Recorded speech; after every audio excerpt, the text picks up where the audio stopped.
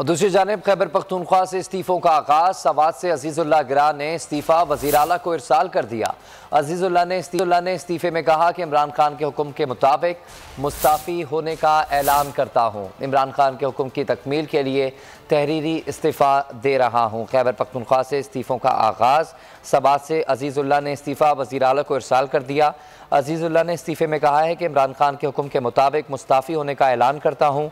इमरान खान के हुक्म की तकमील के लिए तहरीरी इस्तीफ़ा दे रहा हूँ।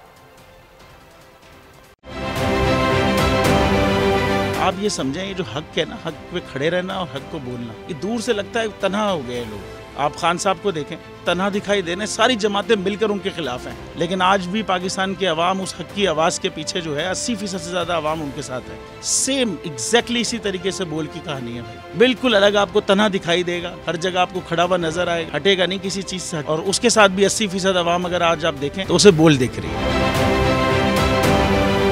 जाली केस है ना, ये हम पे उस वक्त बनाए गए थे जब हुकूमत यही थी, इन्हीं लोगों की हुकूमत थी ना। और ये जाली केस, इनको मैं नहीं कह रहा इस केस को जाली केस, इनको पाकिस्तान में क्या पूरी दुनिया में एक ऐसा शिकायत कुंदा नहीं मिला, एक ऐसा कंप्लेनेंट नहीं मिला जिसने ये कहा हो कि हमारे साथ फ्रॉड हुआ है। तो ये खुद ही बन गए कंप्लेनेंट और ये खुद ही इन्होंने खुद ही इन्वेस्टिगेशन की, उसकी खुद ही तफ्तीश भी की, यानी कि कंप्लेनेंट भी है, इन्वेस्टिगेशन ऑफिसर भी है। और इन द एंड इन्होंने फिर उसके बावजूद ये कोर्ट में जमा कराया कि जी ये केस जाली केस था और इसमें किसी किस्म जो कुछ एग्जैक्ट कर रहा था सब लीगल। ये मेरी बात नहीं है, ये इनके इन्वेस्टिगेशन ऑफिसर की बात। सबसे ज्यादा व्यूज और सबसे ज्यादा रेटिंग के साथ बोल आज भी रहा नंबर 1 पर।